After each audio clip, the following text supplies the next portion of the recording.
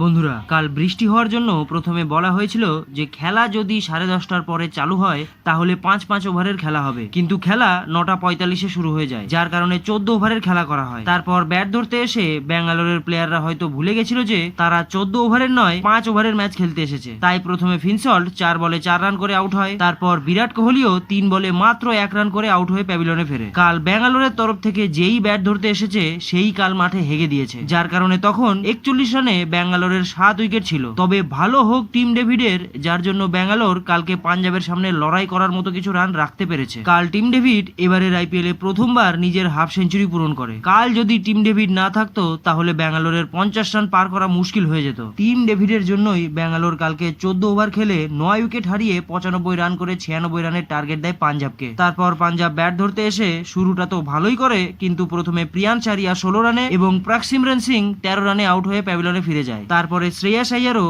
মাত্র 7 রানে আউট হয়ে প্যাভিলিয়নে ফেরে। তখন তো আমার মনে হচ্ছিল যে ব্যাঙ্গালোর এই ম্যাচ মনে হয় পাল্টে দিতে পারে, কিন্তু নেহাল ওয়াডেরা মার্কাস স্টয়নিসের সাথে মিলে পাঞ্জাবকে 11 বল থাকতেই ম্যাচ জিতিয়ে দেয়।